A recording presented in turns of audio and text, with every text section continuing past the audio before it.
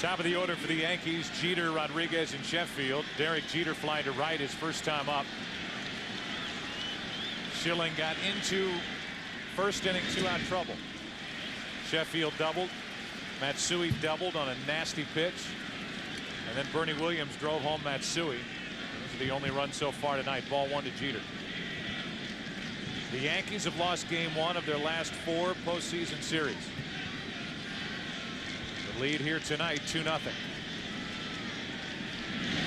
Into center, a leadoff hit for Jeter. It's just rolling up there. There's no bite to it. Good pitch there, and Rodriguez misses it, strike 1. Everybody said Alex Rodriguez had to prove himself in the postseason in this first season with the Yankees, and he certainly did against Minnesota.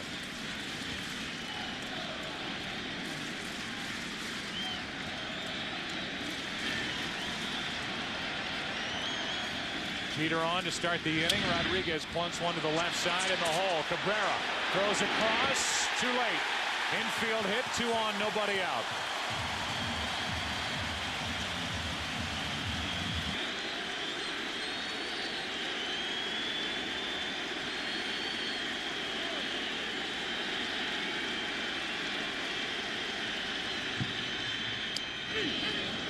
Fastball for strike 1.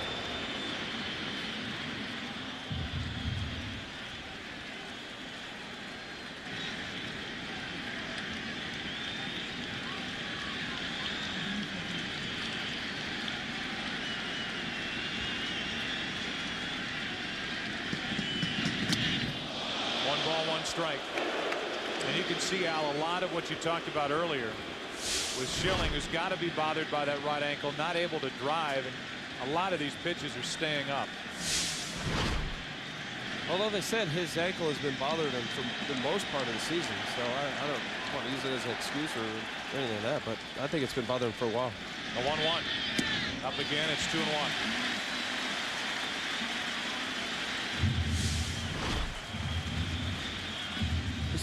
For power pitch, you got to really work the backside, and if it is bothering him as much as what's been said, he's got to be able to push off, and it looks right now he's very timid on the backside and not being able to push off.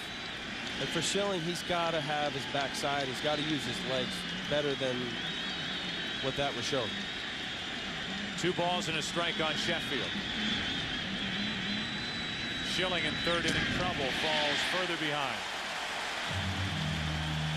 Which would probably explain Curt Schilling gets right-handed batters 60% of the time he throws fastballs, 20% of the time he uses his split, 7% of his slider and curve. And my point is that if he's using his curveball and slider more often than his split, he's either not feeling comfortable or something is wrong.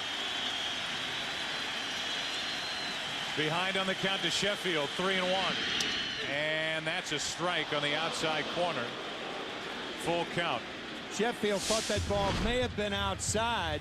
You can see Varitek setting up over the middle of the plate. A lot of times when a catcher has to move like that, hitters can see that. But he was setting up inside. That pitch was a strike.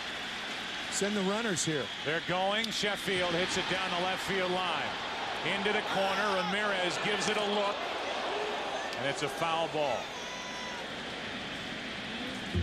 Short of that 318 mark and just out of the reach of Manny Ramirez. But the runners are going here.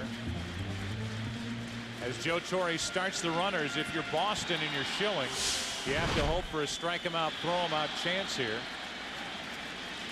This is a golden opportunity for the Yankees. The best of all worlds would be a line drive at an infielder.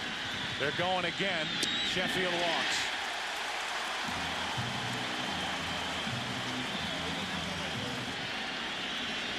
And he's in trouble. And so are the Red Sox here in game 1. Back-to-back singles, a walk. And here is Matsui. Down the right field line, hooked into the corner and off the wall. 1 run scores. Here comes A-Rod. Sheffield all the way around. It's a 3-run double.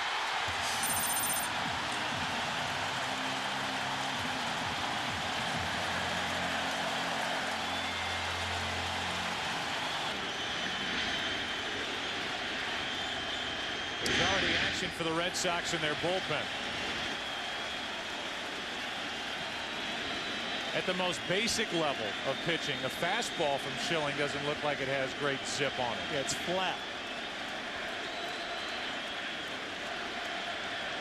A 1-0.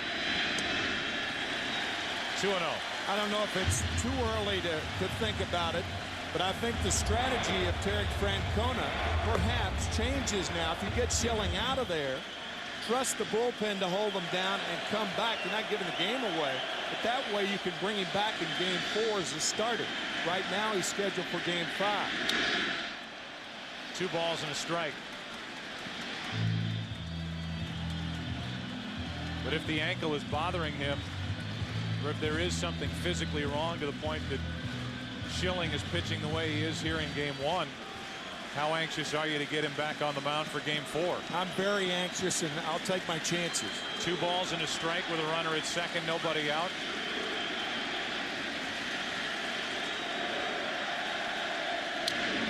That advances the runner to third. Bellhorn, good play for the first out.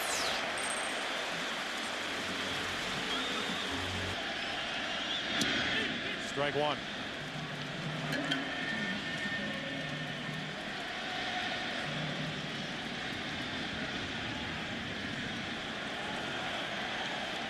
Lynn Jones moves the outfielders around, trying to get Manny Ramirez's attention. Posada on a line into center. The catch by Damon. It's 6-0 Yankees here in the third.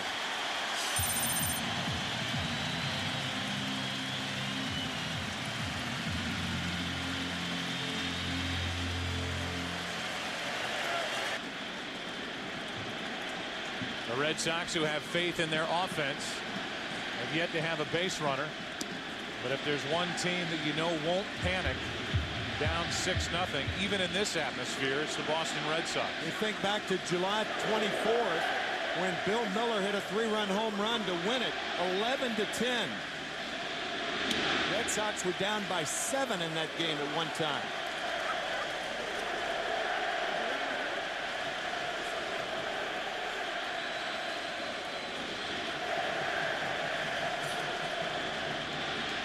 Here's a 2-0. 3-0. Curt Schilling, as we heard in our pregame show, said, "I'm not sure I can think of any scenario more enjoyable than making 55,000 people from New York shut up. Not tonight." Here's a 3-0. A 2-out walk. Second walk of the inning and of the evening for Schilling.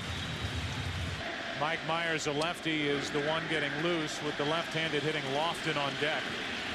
So you would figure this would be it either way. 1 ball, no strikes on Cairo.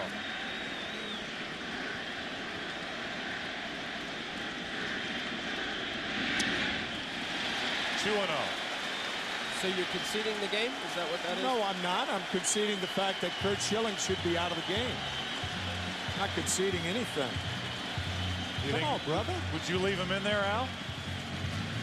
No. So you're conceding the game?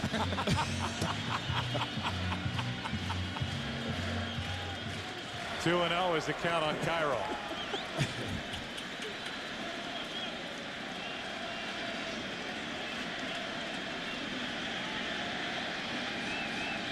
A chant of "Who's Your Daddy" was heard moments ago from this crowd at Yankee Stadium. A wide strike to make it 2-1. It's a reference to what Pedro Martinez said about a month ago after his start against the Yankees. He said, "What can I say? I just tip my hat. Call the Yankees my daddy." He will be on the mound tomorrow night for the Red Sox, taking on John Lieber. 58th pitch of the night is coming right now in the third inning from Schilling. Clearly his ankle has to be bothering him. I Sure haven't looks seen like many fastballs that were in Curt Schilling range. No pop. Seen 89, 90 miles an hour at the most. The 2-2. Cairo into center field will send Damon back. And the inning is finally over. Little Blue Oyster Cult for you. They called him Godzilla in Japan.